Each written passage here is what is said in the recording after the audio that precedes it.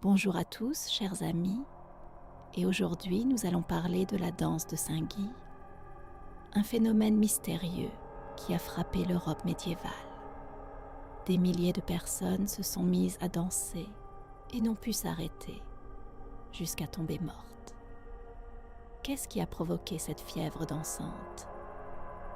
C'est ce que nous allons tenter d'établir aujourd'hui. Si vous aimez ce que je fais et souhaitez me soutenir, mettez un pouce bleu et abonnez-vous à la chaîne. Et maintenant, passons à notre histoire.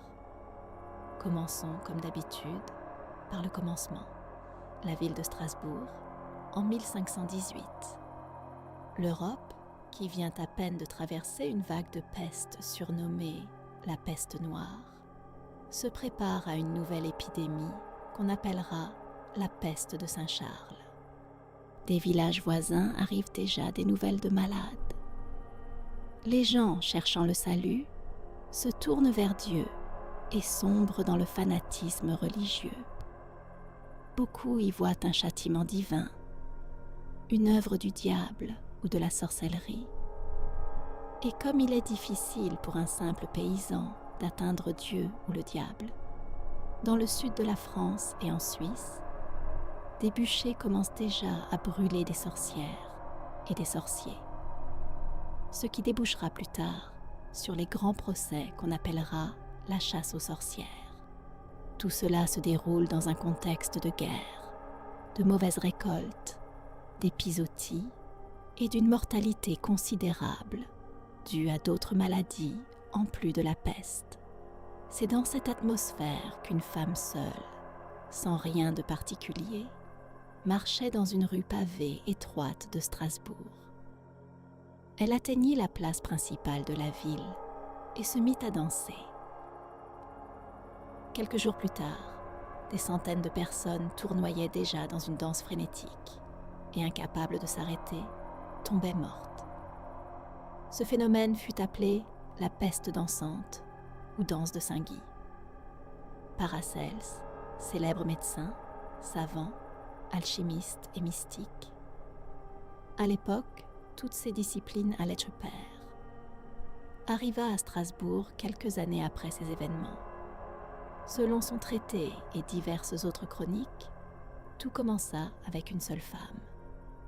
Le 14 juin 1518, dans une rue pavée étroite, devant sa maison de briques, elle se mit à danser.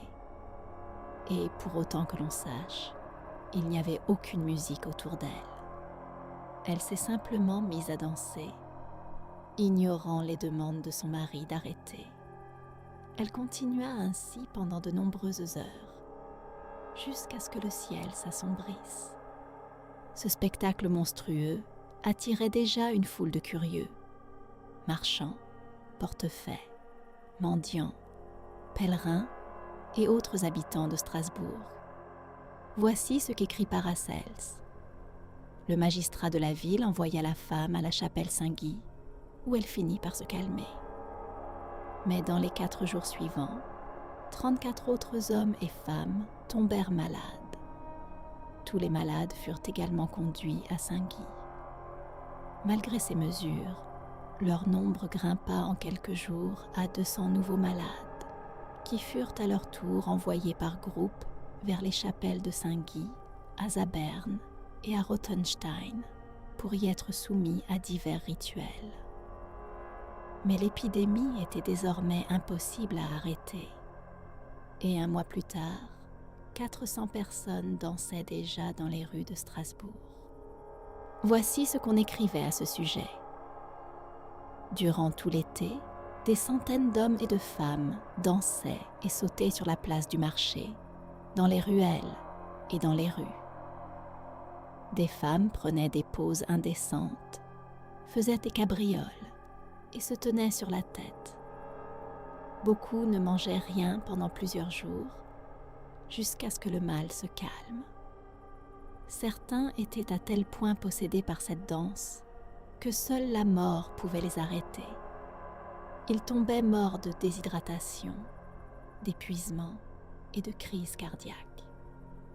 Dans l'une des chroniques du siècle, la main du juriste strasbourgeois Johann Schiltz cite un poème manuscrit aujourd'hui perdu, dont voici le contenu.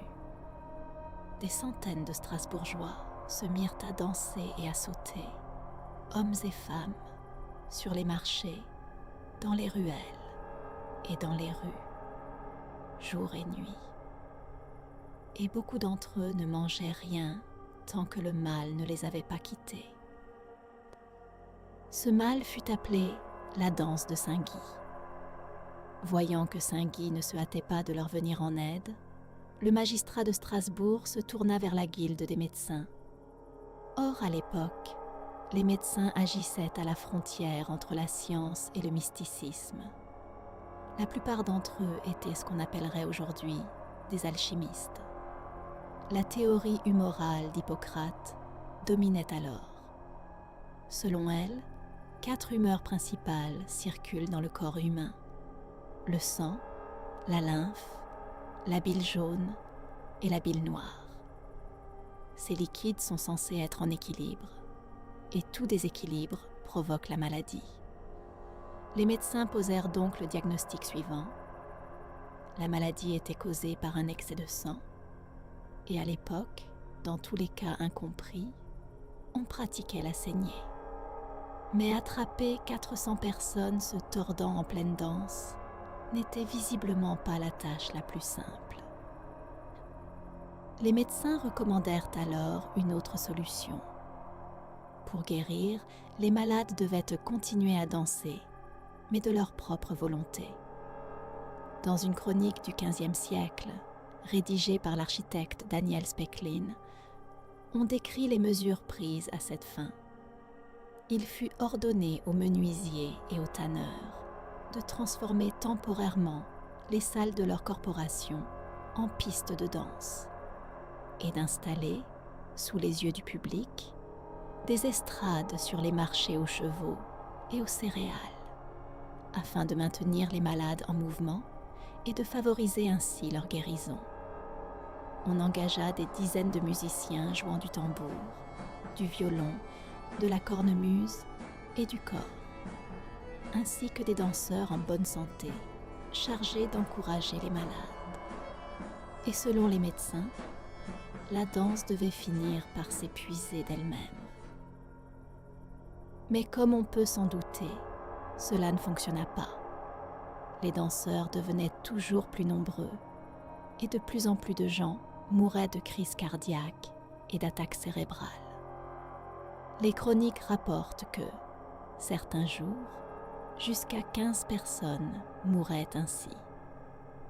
Le magistrat, qui avait tenté de résoudre le problème par la science et la pratique médicale, semble alors s'en être désillusionné, et il en vint à une conclusion plus classique. C'était un châtiment divin. Les estrades et les pistes de danse furent démontées, et toute forme de réjouissance fut interdite, y compris la musique, la danse, les jeux d'argent et la prostitution. Or, cela se révéla très difficile dans une culture où les danses populaires étaient presque le seul divertissement disponible.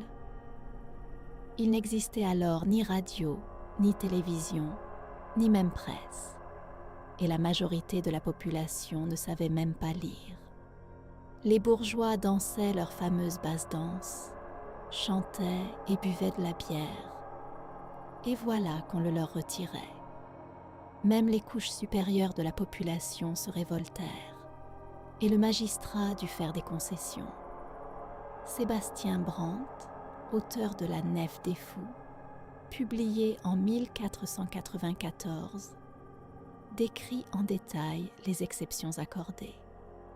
Voici ce qu'il écrit. Si des personnes respectables souhaitent danser à l'occasion d'un mariage ou de la célébration d'une première messe chez elles peuvent le faire en utilisant des instruments à cordes. Mais il leur incombe de ne pas employer de tambourin ni de tambour. On pensait sans doute que les instruments à cordes avaient moins de chances de provoquer la manie, contrairement aux tambours et autres instruments à percussion, qui la déclenchaient précisément. Malgré toutes ces mesures, les malades ne se calmaient pas. Voici ce qu'écrit un témoin français. Ces gens ne se contentaient pas de convulser, bien qu'ils fussent manifestement sous l'emprise de quelque sortilège. Leurs jambes et leurs bras bougeaient comme s'ils dansaient réellement en musique. Pour se convaincre définitivement qu'il s'agissait d'une œuvre du diable, le magistrat finit par décider d'attacher les danseurs, de les charger sur des charrettes et de les envoyer à la chapelle de Saint-Guy, située à 60 km de Strasbourg. Selon les sources historiques, on leur donnait à la chapelle de petits crucifix et l'on chaussait leurs pieds ensanglantés de souliers rouges pointus. Il s'agit d'un rituel très étrange pour le christianisme. J'en ai trouvé l'explication dans des sources plus tardives, où des témoins notent également que les danseurs éprouvaient une étrange aversion pour les chaussures pointues et pour la couleur rouge, disant qu'ils se noyaient dans une mer rouge de sang, tandis que l'eau, au contraire, les attirait, ce qui poussait de nombreux danseurs à entrer dans les rivières et à s'y noyer. Quoi qu'il en soit, le rituel eut un effet positif et les malades commencèrent à guérir. Les danseurs restants de Strasbourg furent attachés, chargés sur des charrettes et envoyés, eux aussi, à la chapelle pour y être guéris par Saint-Guy.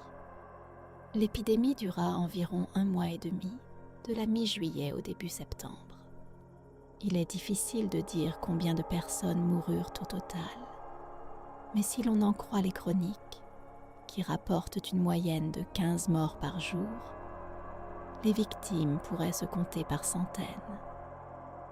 Cette épidémie dansante prit fin aussi rapidement qu'elle avait commencé, et il ne reste plus qu'à s'interroger sur sa cause. Paracels, qui, comme je l'ai déjà mentionné, se trouvait à Strasbourg pour ainsi dire à chaud, interrogea les participants et les témoins, et suggéra que Frotrophéa avait entamé sa danse intentionnellement afin de mettre son mari dans l'embarras. Voici ce qu'il écrit. Pour rendre la supercherie la plus crédible possible et créer l'impression d'une véritable maladie, elle sautait et chantait, ce qui n'était guère agréable pour son mari. Voyant le succès de cette ruse, d'autres femmes se mirent elles aussi à danser pour irriter leur propre mari, inspirées par ce comportement libre, audacieux et indécent. Paracels, comme vous l'aurez compris, s'était profondément plongé dans cette question, et il distingua 3 formes de manie dansante. Premièrement, la chorée lascive, provoquée par des désirs voluptueux, qu'il décrit comme sans crainte ni respect. Deuxièmement, la chorée imaginaire, forme provoquée par des causes physiologiques. Et il nomma cette maladie choréomanie, du mot latin chorea, qui signifie danse. Il proposa également sa propre méthode de traitement, garder les malades au pain et à l'eau, dans une pièce sombre et désagréable, et les faire modeler leurs propres figurines de cire et de résine, sur lesquelles on transférait leurs pensées et visions provocatrices, avant de les brûler. Une recette bien dans l'esprit alchimique de Paracels, à mi-chemin entre le rituel magique et la psychothérapie. Bien sûr, les simples citadins ne se plongeaient pas autant dans ces questions. Saint-Guy était un personnage historique ayant vécu en Sicile à l'époque du début du déclin de l'Empire romain, environ au IIIe siècle après Jésus-Christ. Encore très jeune, il se convertit au christianisme, ce qui pouvait à l'époque être associé à de sérieux problèmes. Dès son adolescence, il fut doté du don de guérir les malades, et les gens, impressionnés par ses miracles, se convertissaient au christianisme. Parmi les miracles accomplis par Saint-Guy figure la guérison de la possession du fils de l'empereur romain Dioclétien Ce qui explique sans doute pourquoi il devint par la suite considéré comme le protecteur des épileptiques. Comme toutes les convulsions étaient alors considérées comme d'origine démoniaque, il se mit également à guérir les possédés. Au Moyen Âge, on croyait que quiconque dansait devant la statue de Saint Guy le jour de sa fête, le 15 juin, resterait en bonne santé toute l'année. Saint Guy est considéré comme le protecteur des danseurs, des acteurs, des épileptiques et des brasseurs. Un cercle d'intérêt pour le moins étendu pour ce saint. Mais revenons à la danse qui porte son nom. L'incident de Strasbourg, confirmé par de nombreuses sources écrites, pourrait être attribué à une folie collective isolée, si de tels cas ne s'étaient pas produits avant et après lui. En voici encore quelques exemples. L'une des plus anciennes mentions de la manie dansante remonte à 1221. Cela se produisit dans la petite ville de Kölbigk, en Saxe. La veille de Noël, 18 paysans se mirent à chanter et à danser autour de l'église, perturbant ainsi l'office religieux. Le prêtre leur envoya le bedeau, qui, comme l'écrit le chroniqueur, les pria au nom de Dieu de tenir compte de la sainteté de cette nuit et du lieu où ils se trouvaient, et de cesser leur blasphème. Comme les paysans ne s'arrêtèrent pas, le prêtre officiant la messe les frappa d'excommunication, qui dura une année entière, jusqu'à ce que l'archevêque de Cologne, saint Héribert, vienne les en délivrer. L'incident suivant est connu sous le nom de danse du pont de Utrecht et se produisit en 1278 aux Pays-Bas. Une foule de plus de 200 danseurs monta sur un pont enjambant la Moselle. Leurs pieds martelaient le rythme, bien que, comme dans le cas précédent, aucune musique ne résonna, ce qui ne les empêchait pas de frapper la cadence, provoquant de puissantes vibrations de résonance qui firent s'effondrer le pont. La plupart des danseurs se noyèrent. En 1237 se produisit un événement encore plus étrange, connu sous le nom de danse des enfants. Plus de 100 enfants, sautant et dansant, traversèrent la ville d'Erfurt en direction d'Arnstadt. Certains d'entre eux tombaient d'épuisement et quelques-uns périrent même. Les chroniques historiques mentionnent que les danseurs tournoyaient frénétiquement et que du sang coulait sous leurs pieds tandis qu'ils tentaient de l'enjamber en sautant. Beaucoup de ces enfants moururent, d'autres restèrent handicapés à vie, souffrant apparemment de crises soudaines et de convulsions caractéristiques de la danse de Saint Guy. Certains pensent que cet épisode aurait pu inspirer la légende du joueur de flûte de Hamelin.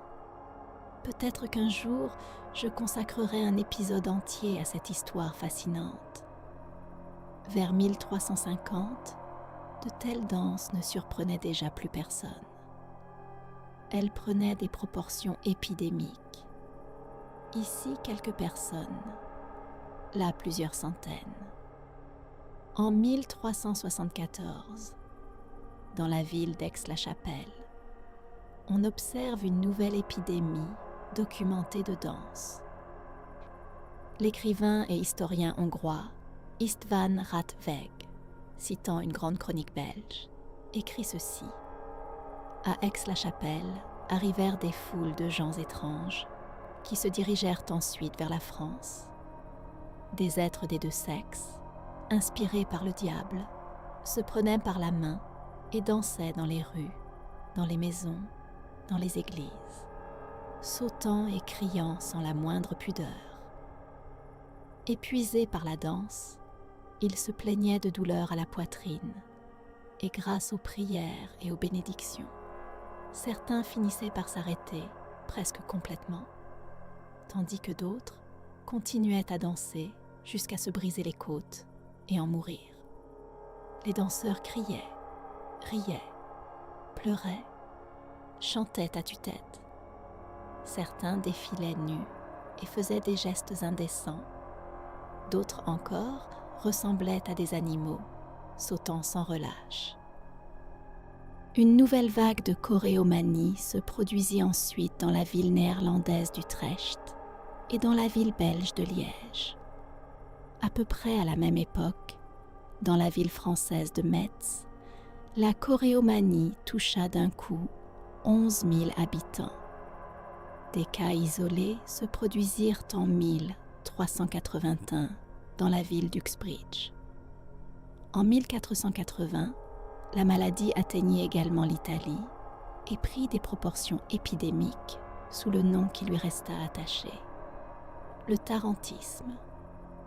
La maladie se manifestait par des paroxysmes douloureux et des convulsions.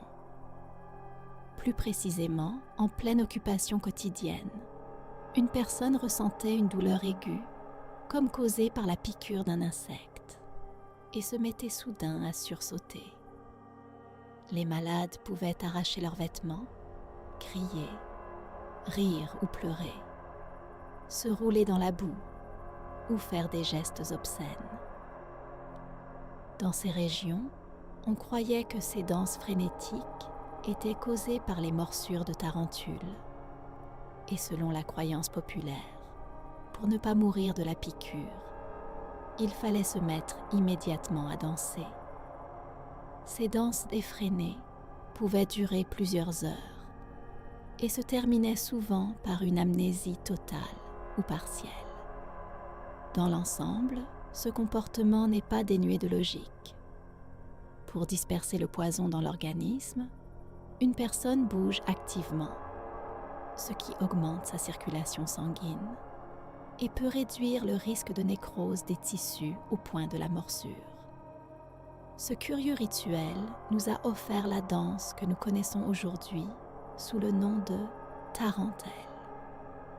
En 1497, les habitants effrayés du Luxembourg, pour se protéger des terribles danses de Saint-Guy, se mirent à exécuter leur propre danse, censée servir d'antidote. Ils dansaient en l'honneur d'un saint local, Willibrord, au son des cornemuses, des trompes et des tambours. Cette tradition a survécu jusqu'à aujourd'hui, et chaque année elle rassemble à Echternach de nombreux touristes et pèlerins. En 1564, une crise de peste dansante se produisit non loin de Bruxelles.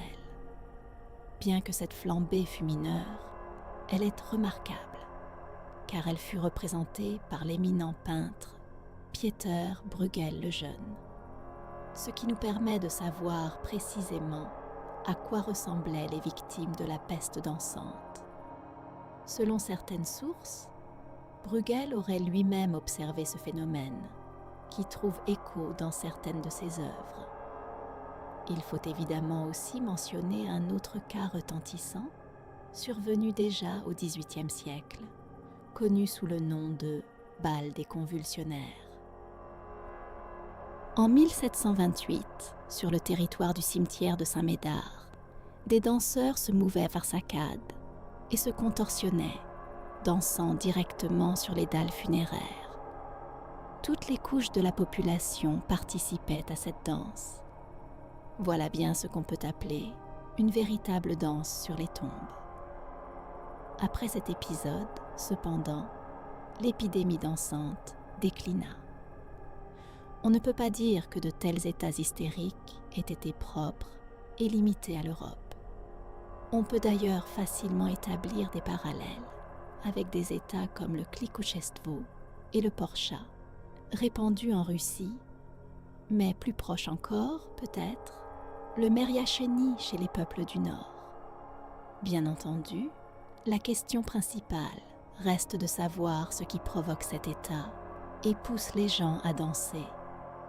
Je le dis d'emblée, les scientifiques débattent encore aujourd'hui et avancent diverses théories.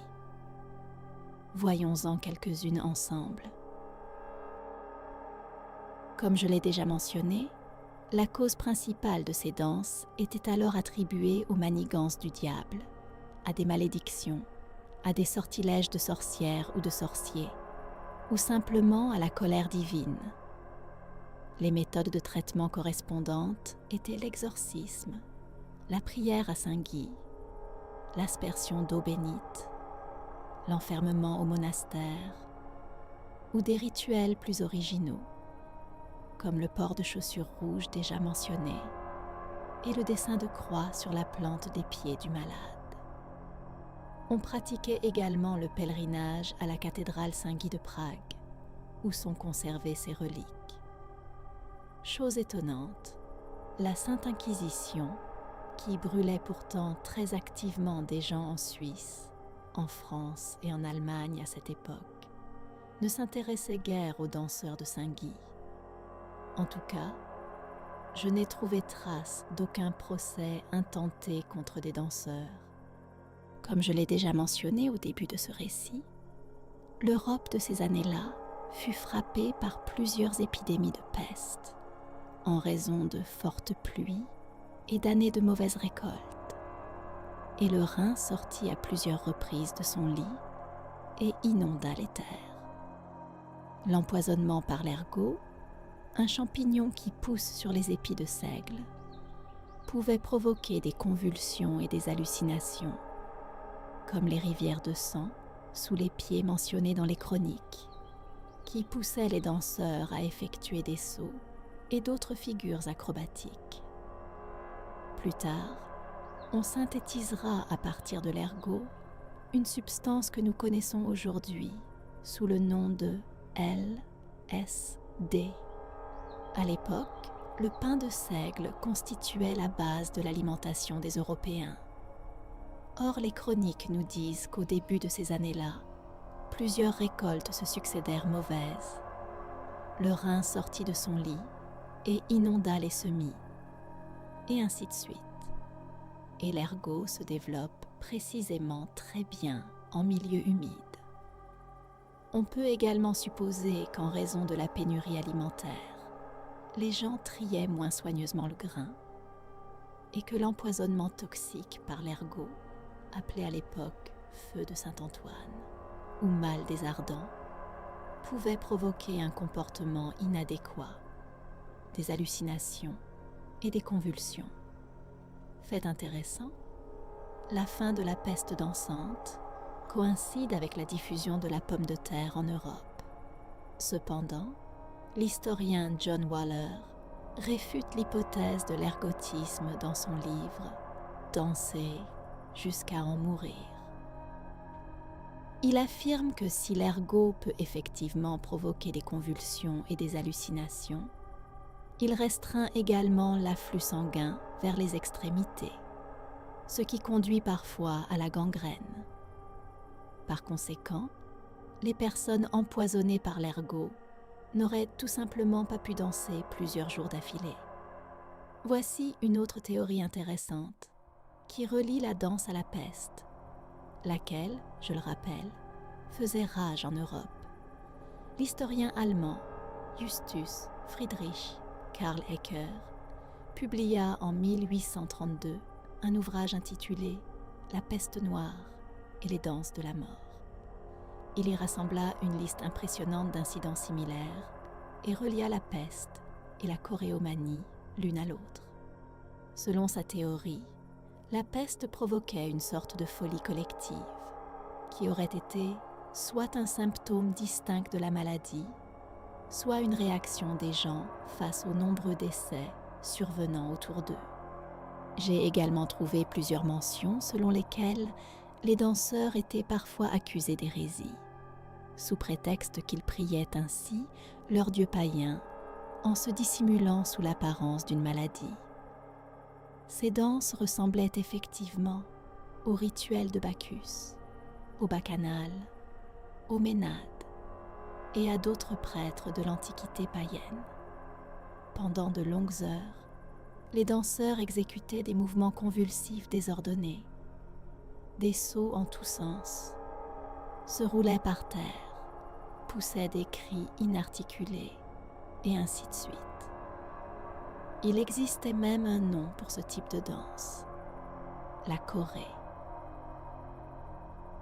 On sait qu'à l'époque antique, la plupart des participants devaient d'abord s'échauffer avec du vin ou d'autres stimulants, après quoi leurs actions actives et insensées finissaient par totalement inhiber le fonctionnement du cerveau, et les danseurs entraient alors dans une frénésie incontrôlable. Les meurtres n'étaient pas rares au cours de ces rituels.